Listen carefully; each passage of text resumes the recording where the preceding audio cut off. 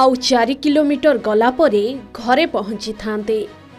परीक्षा देई आसिली बोली घरे कही थांते, किंतु विधिर विधान थिला अलगा। जम जगिला परी रास्ता मझिरे जगी बसीथिला काल। क्षणिकरे ओलट पालट होईगला सब किछि। केही किछि बुझिबा पूर्वरु इते जोर शब्द होइथिला जे निकटस्थ लोके रास्ता मझी को दौड़ी आसीथिले। आउ दुर्घटनार दृश्य देखि समस्तंक छाती थरी जाइथिला। हाँ आज्ञा, परीक्षा देबाको जाइथिबा जणे युवकंकर होइथिला मर्मन्तुद सड़क दुर्घटना। आउ दुर्घटना रे प्राण हराइथिले युवक। गंजाम जिला दिगपहंडी थाना अनंगपुर छकरे घटिछि एमिति अघटन। आउ दुर्घटना रे चालीगला राजपुर गाँर दीपक बिसोईंक जीवन। स्कूटी रे आरआई परीक्षा देबाको जाइथिले दीपक। ब्रह्मपुरु फेरिबा बेले अनंगपुर छक रास्ता रे दिगपहंडी पटु जाउथिबा कला रंगर एक थार सह मुहामुही धक्का होइथिला।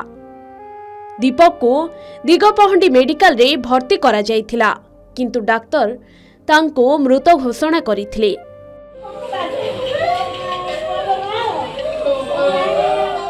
दीपक जणे मेधावी युवक थिले एवं फार्मासी पढ़ुथिबा बेले आरआई चाकरी बाहरिबा परे परीक्षा देबा पई जाइथिले।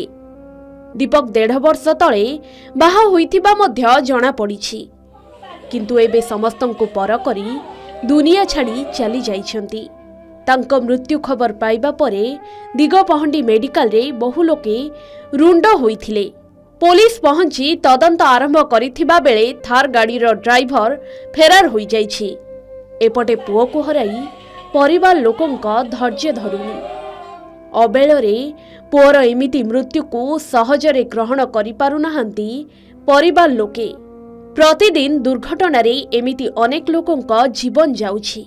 स्पीड ड्राइविंग कारणरू मृत्यु मुखरे पड़ुछंती निरीह जनसाधारण।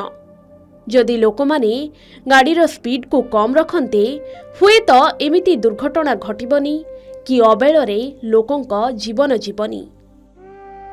गंजाम ब्रह्मपुर रवींद्रनाथ डाकुआंक रिपोर्ट, के न्यूज ओडिशा।